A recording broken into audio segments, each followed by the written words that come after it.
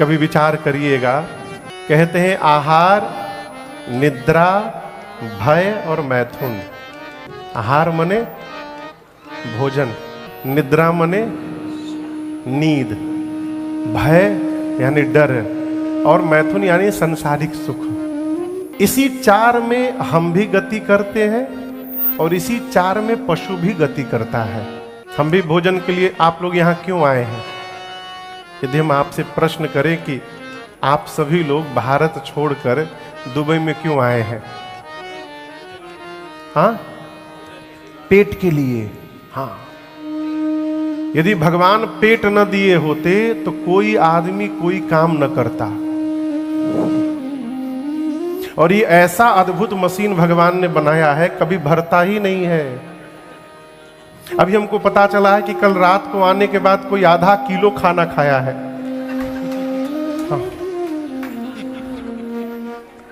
हाँ, हमको उधर से पता चला।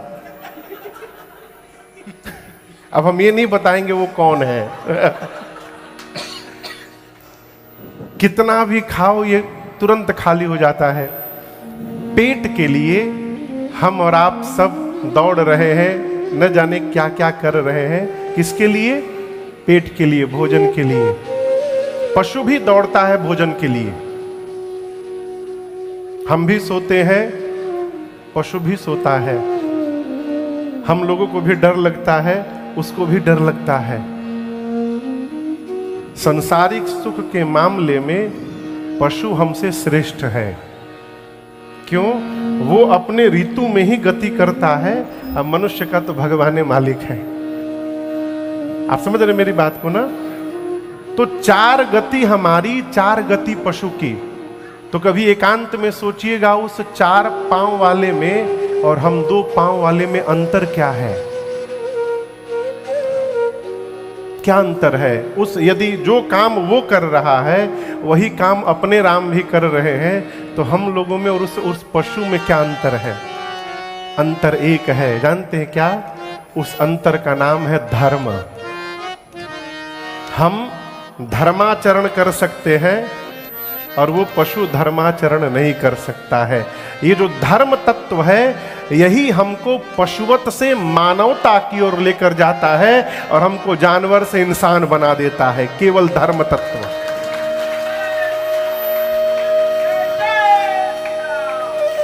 और बुरा न मानिएगा, जिस मनुष्य के जीवन में धर्माचरण नहीं है वो कितना बढ़िया कपड़ा पहन ले, कुछ भी कर ले, लेकिन वो मनुष्य के रूप में मनुष्य रूपेण मृगाश्चरन्ति, वो मनुष्य के रूप में पशुवत जी रहा है। ये जो राम कथा लेकर गंगा हम और आप यहां बैठे हैं, ये राम कथा ही धर्माचरण के लिए उपयुक्त है।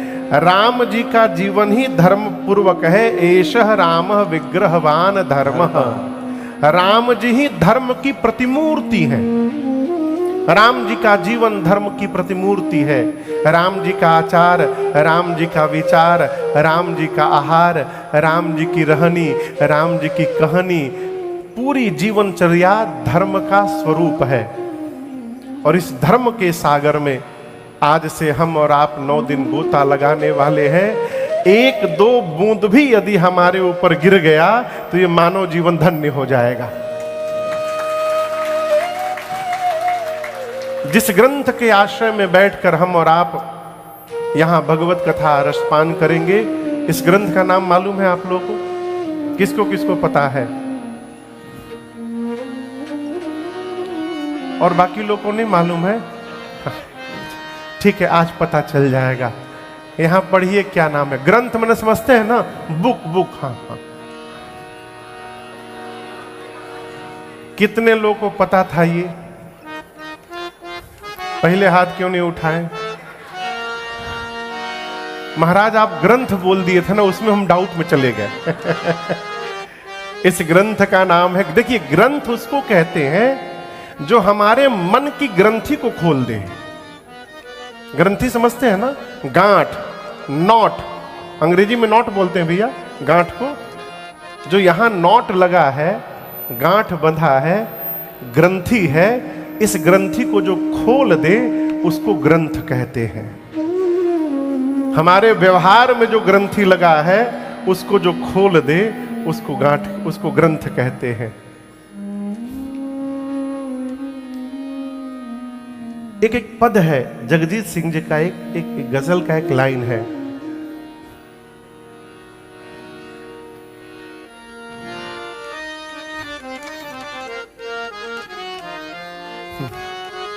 एक लाइन में सुनाता हूं। गांठ अगर पड़ जाए तो फिर रिश्ते हो या डोर। गांठ समझ रहे हैं ना? गांठ अगर पड़ जाए तो फिर रिश्ते हो या डोर। लाख करो कोशिश खुलने में वक्त तो लगता है।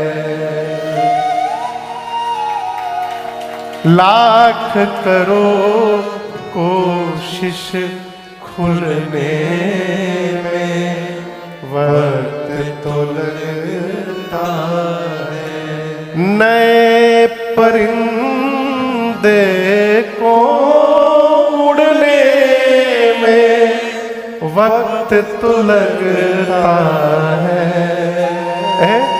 ग्रंथि लग जाए, कई लोग कई जीवन में इस ग्रंथि को खोल नहीं पाते हैं। उसी ग्रंथि को खोलने के लिए श्री रामचरितमानस जी इस दुबई की धरती पर आए हैं। ये ग्रंथ हमारे जीवन की हर ग्रंथि को खोल देगा और इसी ग्रंथ श्री रामचरितमानस जी के आश्रम में बैठकर हम और आप आने वाले 9 दिनों तक इस कथा गंगा में नित्य स्नान करने वाले हैं। इस ग्रंथ के रचयिता हैं प्रातः स्मरणीय पूज्यपाद गोस्वामी श्री तुलसीदास जी महाराज। क्या नाम है? तुलसीदास जी महाराज। गोस्वामी श्री तुलसीदास जी महाराज।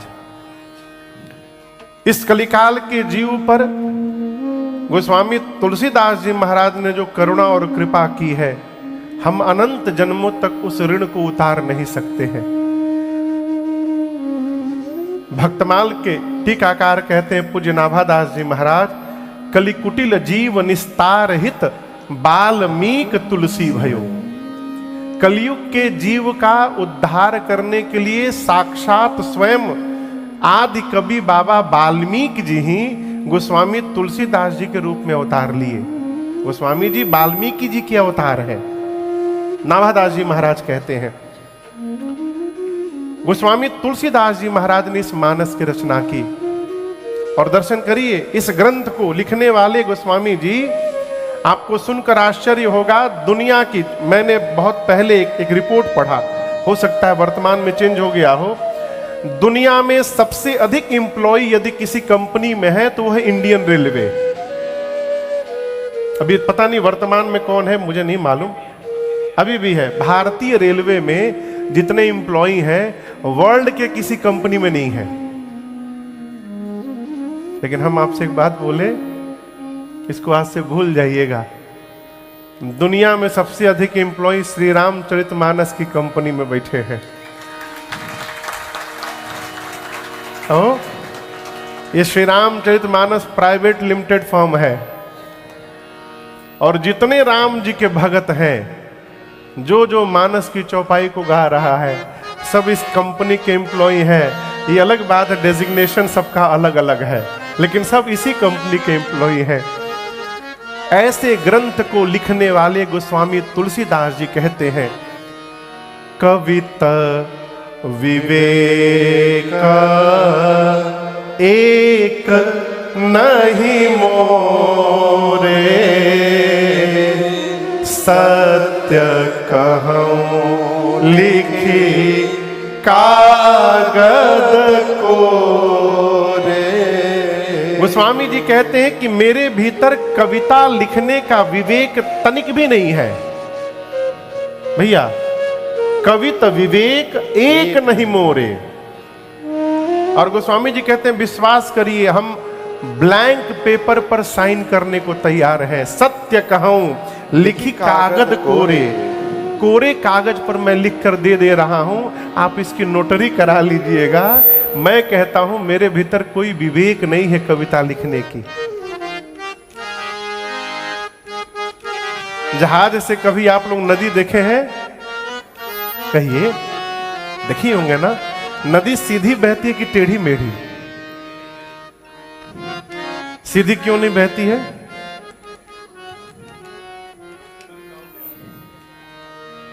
नहीं। अब इसका साइंटिफिक कारण मैं बता रहा हूं। नदी टेढ़ी मेढ़ी बहती है नॉर्थ पोल और साउथ पोल के अट्रैक्शन के कारण। जो अट्रैक्शन है नॉर्थ पोल और साउथ पोल का, उसके कारण नदी टेढ़ी मेढ़ी बहती है। गोस्वामी जी इसकी चर्चा भी किए हैं मानस जी में। छंद में आइए, बाबा कहते हैं मंगल, दोहा नंबर 10।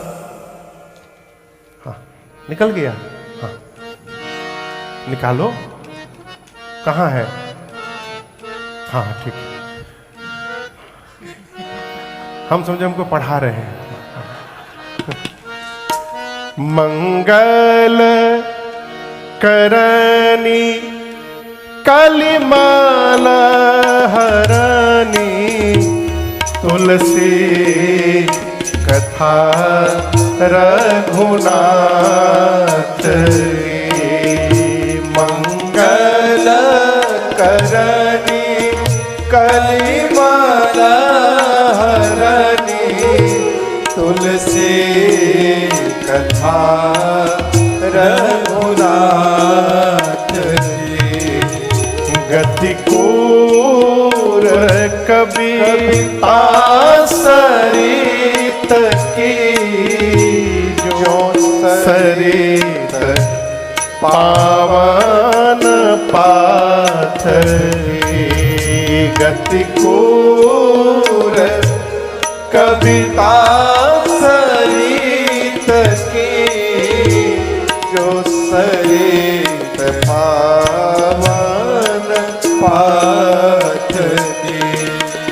प्रभु सुजस संगति भनीति भली, होई सुजन मन भावनी। प्रभु सुजस संगति भनीति भली, होई सुजन मन भावनी। भवअंग भूति मसान की, सुमिरत सुहावनी पावनी। भवअंग भूति मसान की, सुमिरत सुहावनी पावनी। भवअंग भूति मसान की, सुमिरत सुहावनी पावनी। भवअंग भूति मसान की, सुमिरत सुहावनी पावनी। हाँ सुमिरत सुहावनी पावनी। हाँ सुमिरत सुहावनी पावनी। एक एक शब्द पर ध्यान दीजिए। गोस्वामी जी कहते हैं मैं जो कथा गाने जा रहा हूं, ये कथा करती क्या है? आज के अगर व्यापारिक दृष्टिकोण से कहा जाए तो हर कंपनी अपने प्रोडक्ट का बेनिफिट बताती है ऐड में। ये करिए तो ये लाभ मिलेगा, ये लगाइएगा ये लाभ मिलेगा, ये तेल लगाइएगा, जिसका बाल नहीं है वहां भी निकल आएगा। कितने लोग का निकला वो भगवान जान रहे हैं लेकिन दावा सब करते हैं। गोस्वामी जी कह रहे मैंने जो ग्रंथ लिखा है ये करती क्या है? पहला काम मंगल करनी। ये कथा क्या करती है हेमंत बाबू? हाँ, मंगल करती है। और यहां दर्शन करिए, कलिमाला हरनी, मंगल करती है। और कलयुग में जो विकार है हम लोगों के मन में, काम क्रोध मद मोह लोभ मत्सर, इसका धीरे धीरे हरण करती है। और क्षमा करिएगा, आप में से ऐसा कोई नहीं है, इंक्लूडिंग मी, जिसके भीतर ये बीमारी नहीं है। कोई नहीं है। यदि कोई है तो उसके चरणों में मेरे सिर का बारंबार दंडवत प्रणाम है। लेकिन मैं जानता हूं कोई है वो नहीं। किसी न किसी के भीतर काम है, काम नहीं है तो क्रोध है, क्रोध नहीं है तो लोभ है, लोभ नहीं है तो मद है, मद नहीं है तो मोह है, और ये कुछ भी नहीं है तो मत्सर है। क्या है? मच्छर नहीं, मत्सर। मच्छर तो बोले, मच्छर नहीं। क्या है नाम? मत्सर। म आधा तो सर, मत्सर। मत्सर यानी ईर्ष्या। ये 6 प्रकार की बीमारी है, काम क्रोध मद मोह लोभ और मत्सर। ये बहुत खराब बीमारी है, हमको पता नहीं चलता लेकिन होता है। मद कहते हैं है कोई मेरे आगे टिकने वाला? ये मद है। क्रोध, क्रोधी आदमी का चेहरा, क्षमा करिएगा यदि कोई हो तो, हमेशा हमेशा ये धनुष बाण बना रहेगा। काम, समझ रहे, कोई ना कोई कामना मन में चलती रहती है। क्रोध मद मोह, मोह जानते हैं क्या है? हम ही तो सब कर रहे हैं, ये मोह है। अब मत्सर तो भगवान मालिक है। अभी परसों हम लोग बिहार में कथा पूरी की, सिवान में, तो परसों पूरी हुई है। कल मैं सुबह कलकत्ता पहुंचा हूं, तो जहां मैं रुका था, हमारे बड़े प्रिय हैं बाबू रुपेश जी, यहाँ आएंगे 10 तारीख को परिवार के साथ। उनका एक बहुत बड़ा होटल है, तो उसी में मैं रुका था। तो जो सोफा था जिस पर मैं बैठा था, तो वो सोफे में वो डिजाइन में गोल गोल बटन नहीं लगते हैं, आप लोग देखे होंगे।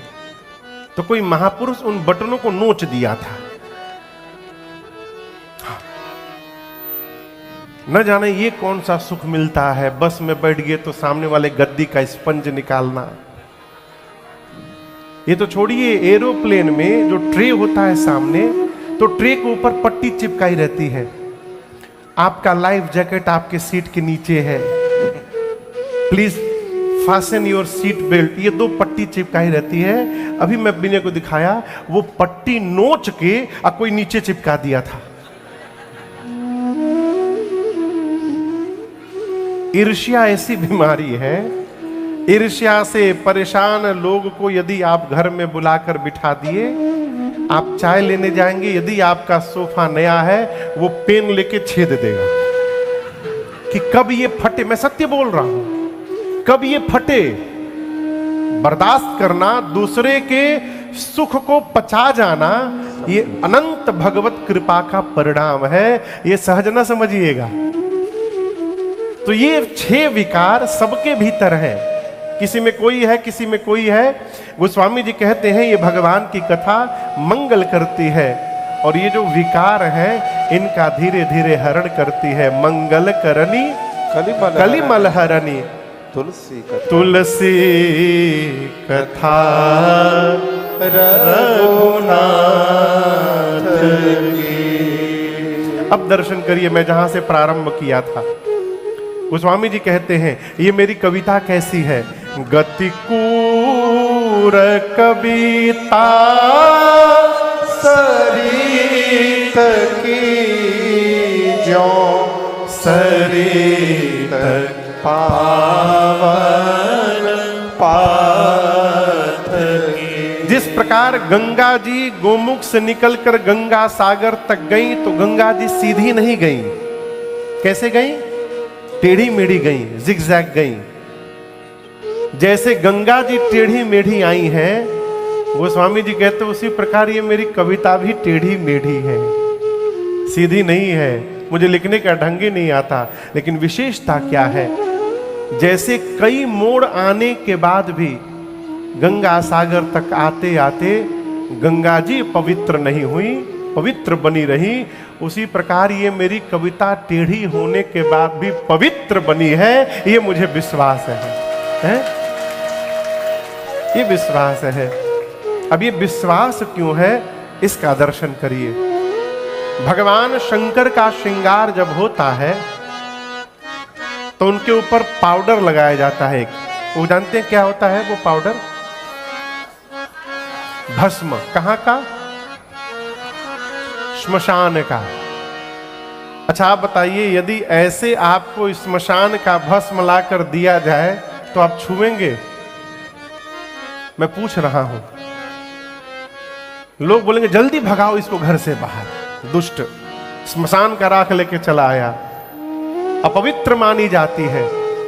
लेकिन वही श्मशान का भस्म यदि भगवान शिव के श्रृंगार से उतरा हो तो उससे पवित्र संसार में दूसरा कोई वस्तु नहीं हो सकता। हम उसको लेके अपने सिर पे लगा लेते हैं।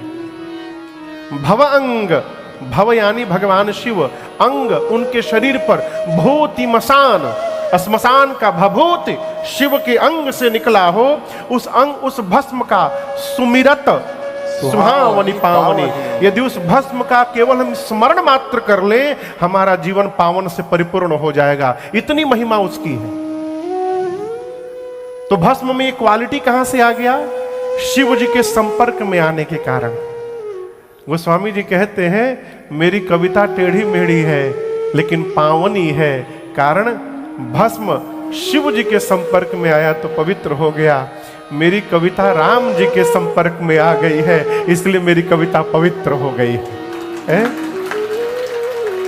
गोस्वामी जी उत्तर देते हैं, एहि रघुपति नाम उदारा, एहि रघुपति, गाइए सुनकर गाइए, नाम उदारा, हाँ एहि रघुपति नाम उदारा, एहि रघुपति नाम उदारा, अति पावन पुराण श्रुति सारा, अति पावन पुराण श्रुति सारा, मंगल भवन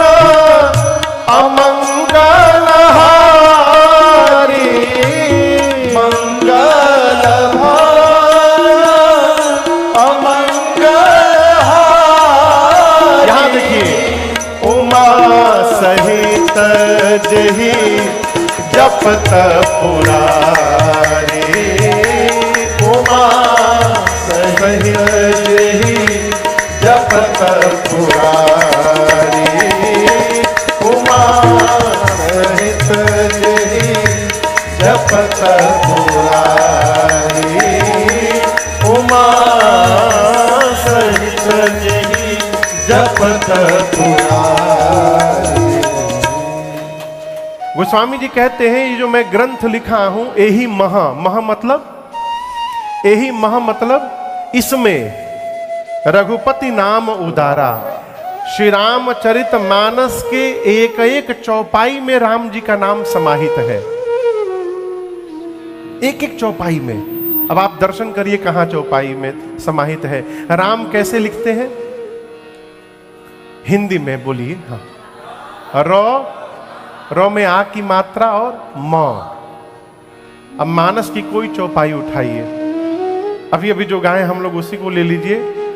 मंगल भवन अमंगल हारी, आगे चलिए द्रवों में आइए। द्रवउ सो दशरथ अजिर बिहारी, जबकि आधी चौपाई है। चौपाई माने जिसमें 4 पाया हो।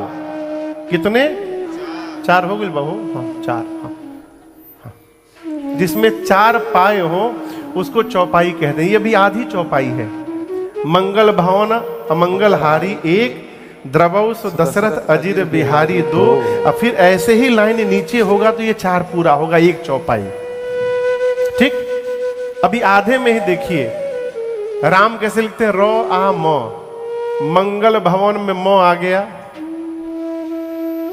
हारी लिखेंगे अमंगल हारी, तो हारी में हो के बाद आ की मात्रा आ गई और री में रो आ गया, तो रो आ मो तीनों आ गया, राम जी का नाम आ गया। इस तरह मानस की जितनी चौपाइयां हैं, गोस्वामी जी कहते हैं सभी चौपाइयों में राम जी का नाम समाहित है। और राम जी के नाम के होने के कारण ये कथा भले टेढ़ी मेढ़ी कविता है लेकिन पवित्र कथा है। भक्त इसको भाव से सुनेंगे ऐसा मुझे विश्वास है। ये गोस्वामी तुलसीदास जी कहते हैं। आप में से बिहार का कौन कौन है? मन हमने के छोड़ले नहीं जा कहीं लागता। यूपी के कौन कौन है? अयोध्या के? अच्छा, बहुत सुंदर, बहुत सुंदर। हाथ, हाँ भदोही के लोग कहाँ नहीं थे। और बाकी सब जगह से कौन कौन कौन है? बहुत बढ़िया। अरे ये भी कम नहीं है हो। अद्भुत। अच्छा आप दर्शन करिए। क्या कह रहे थे हम भुला गए। हाँ चौपाई तो हो गया आगे। हाँ तो 4 पाई हो गया पूरा। हाँ। गोस्वामी तुलसीदास जी महाराज। हाँ आप में से बिहार का कौन कौन है ये पूछा था मैं। बिहार में एक जगह है नालंदा। आज पूरे दुनिया के लोग अमेरिका पढ़ने जाते हैं, ऑस्ट्रेलिया जाते हैं, लंदन जाते हैं, कहां कहां जाते हैं। एक समय था माई बाप जब पूरी दुनिया भारत पढ़ने आया करती थी। पूरी दुनिया। हमारे बिहार में एक नालंदा जगह है जहां पर नालंदा विश्वविद्यालय था। एक दिमाग का सिरफिरा मुगल शासक, उसको जीवन दान मिला। वो मरने वाला था। उसके हकीम हाथ खड़ा कर दिए कि हम बता नहीं पाएंगे। नालंदा से एक वैद्य गए उसको बचाने के लिए। बोले तुमको औषधि खानी पड़ेगी। बोली मैं औषधि नहीं खाऊंगा काफिर के हाथ से। तो कुरान पढ़ोगे ना? बोला हाँ कुरान पढ़ूंगा। तो वैद्य जी ने क्या किया, कुरान के कोने में जहां पन्ना पलटते हैं वहां दवाई लगा दी। अब वो पलट के जीभ से लगा करके पलटता रहा और दवाई भीतर गई, वो ठीक हो गया। तो उसने बुलाया उसको, वैद्य को बताओ, बुलाओ कैसे ठीक किया मुझे। तो वैद्य जी ने बताया कि ऐसे ऐसे मैंने औषधि लगाई। कहाँ उसको धन्यवाद करना चाहिए। बोला यदि इस प्रकार का ज्ञान इन लोगों के पास रहेगा तो पूरे विश्व पर कब्जा कर लेंगे। बस सेना लेकर गया और पूरे नालंदा विश्वविद्यालय में आग लगा दी उसने। 6 महीने तक जलता रहा पूरा विश्वविद्यालय। आज भी कभी बिहार जाइए तो उस अवशेष का दर्शन करिएगा। लेकिन आपको पता हो कि हमारे पूर्वज किताब में लिख करके याद नहीं कराते थे, यहां भर करके याद करा देते थे। शिष्य को उनके गुरुजी स्मरण करा देते थे, वो अपने शिष्य को स्मरण करा देते थे। इसी परंपरा में पूरा ज्ञान चलता रहा। गोस्वामी तुलसीदास जी कहते हैं मैंने इस कथा को कहां सुनी। क्या दोहा पढ़िए, दोहा पढ़िए। गोस्वामी जी कहां सुने? मैं पुण्य निज गुर सन सुनी, कथा सुसूकर खेत, समझी नहीं तस बालपन, तब अति रहे वो अच्छे। गोस्वामी जी कहते हैं मैंने सबसे पहली बार इस कथा को अपने गुरुदेव भगवान प्रातः स्मरणीय पूज्य श्री नरहरिया दास जी महाराज के श्रीमुख से सुना। किससे सुना? नरहरियादास। गुरु जी से कहा सुना? सूकर क्षेत्र में, सूकर खेत, सूकर कहते हैं वराह क्षेत्र में। वराह क्षेत्र में गोस्वामी तुलसीदास जी सबसे पहले गुरु जी के मुख से राम कथा सुने और गोस्वामी जी कहते मेरे समझ में कुछ नहीं आया। बुरा न मानिएगा, एक बात बोले, आप लोग तो रसिक श्रोता हैं, हम लोग कथा गाते हैं तो भारत में तो हजारों की भीड़ रहती है, उसमें कई लोग सो भी जाते हैं। तो जो 4 घंटा कथा में सोया रहता है ना, उससे भी जब बाद में पूछा जाता है कि कैसा रहा, बोले दिव्य आनंद की वर्षा हुई। वो 4 घंटा सोया है, उसके बाद भी कहेगा दिव्य खूब वर्षा हुई आनंद की। क्या कहा महाराज ने? बड़ी ऊंची कथा सुनाए महाराज। क्या सुनाए? इतनी ऊंची सुनाए कि सब ऊपर ऊपर ही चला गया। कहने का अर्थ है जो नहीं जान रहा है वो भी सर्टिफिकेट लेके घूम रहा है कि हम पीएचडी होल्डर हैं इसमें। और गोस्वामी तुलसीदास जी इस बात को स्वीकार करते हैं कि गुरु जी ने सुनाया, समुझी नहीं तस बालपन तब अति रहे मैं बालपने में था, मेरी उम्र कम थी, अचेतन अवस्था था, मन था, इसलिए गुरु जी सुनाए तो, लेकिन गोस्वामी जी एक्सेप्ट करते हैं कि मेरे समझ में कुछ नहीं आया। अच्छा, आपसे हम प्रश्न करें, आप अपने बेटे को पढ़ाने बैठे हैं, पूछो ना, आप कुछ उसको बता रहे हैं और उसके समझ में नहीं आ रही है, आप कितनी बार बताएंगे? कोई कुछ बोल ही नहीं रहा है। किसी ने हमको एक वीडियो दिखाया कि एक माँ अपने बेटे को पढ़ा रही है, सत्य घटना है, तो बोल रही कि अब मार भी रही है, अब बेचारा बच्चा रो रहा है, एकदम माइंड डिस्टर्ब। बोली कि 8 में से 4 गया, कितना बचा? तो कभी 9 9 9 12 12 12 3 3 3 7 7, डर के मारे जौने लही जाए। माँ उसको पूरा डांट रही है और बेचारा समझ ही नहीं पा रहा है। तब माँ बोले अच्छा छोड़ो, हम तुमको 8 रोटी दिए,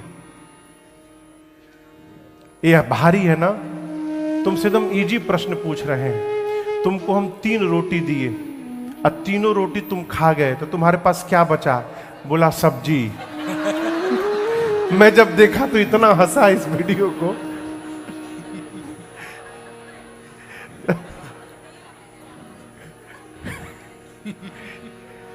बच्चे कितने भोले होते हैं ना वो है? आपका बच्चा यदि समझ नहीं रहा है, आप उसको कितनी बार समझाइएगा, ये पॉइंट है। बोलिए बोलिए। माई बोल रही है 3 बार, कि भैया बोल रहे हैं 4 बार। और कोई बतावे? क्या बात। देखिए 3 बार उसको समझाना चाहिए जो गलत रास्ते पे जा रहा है। आप समझ रहे हैं? आप उसको 3 बार रोकिए कि ये रास्ता गलत है, नहीं रुके तो आप शांत हो जाइए। क्यों? बिना भुगते कोई समझने वाला नहीं है। यदि बच्चा बार बार फायर को टच करने जा रहा है तो माता पिता रुक, अरे नहीं नहीं, हाथ पकड़ते हैं, उसको रोकिए मत, एक बार छू लेने दीजिए। हाँ, एक बार छू लेगा ना, फिर लाइफ में कभी टच नहीं करेगा दोबारा। मैं एकदम प्रैक्टिकल आपसे कह रहा हूं। यहां बात पढ़ाई की हो रही है। आप जानते हैं नहीं पढ़ेगा तो जगत के रेश में पीछे हो जाएगा। गोस्वामी जी कहते गुरु जी ने मुझे राम कथा सुनाई, मेरे समझ में कुछ नहीं आई, लेकिन इसके बाद भी गुरुदेव भगवान ने हार नहीं मानी है। गोस्वामी जी कहते हैं तदपि कही गुर 12 बारा, तदपि कही गुर 12 बारा, समुझी परी कछु मति अनुसारा, समुझी परी कछु मति अनुसार भाषा बाधा करब मैं सोई, भाषा बाधा करब मैं सोई, मोरे मन प्रबोध जेहि होई, मोरे मन प्रबोध जेहि होई, मोरे मन प्रबोध जेहि होई। गोस्वामी जी कहते हैं गुरु जी ने सुनाया, मेरे समझ में नहीं आई, लेकिन गुरु जी हार नहीं माने। तदपि कही गुर 12 कितनी बार? बारंबार। अब गोस्वामी जी कहते हैं बार बार जब गुरु जी ने सुनाई तब जाकर समुझी परी कछु मति अनुसार। अच्छा आप बताइए, वर्षा यदि हो रही है, समझ रहे हैं ना, तो आप कितना पानी जमा कर सकते हैं? जितना बड़ा आपका बर्तन है उतना पानी जमा करेंगे। कोई कटोरी लेके जाएगा तो कटोरी भर ले आएगा, कोई बाल्टी लेके जाएगा तो बाल्टी भर लाएगा, और कोई डेकचा लेके जाएगा तो डेकचा भर के लाएगा। और यहां भी कथा की वर्षा हो रही है, क्या सबको बराबर समझ में आएगा? जिसका जितना बड़ा बर्तन है यहां पर, उसको उतनी कथा समझ में आएगी।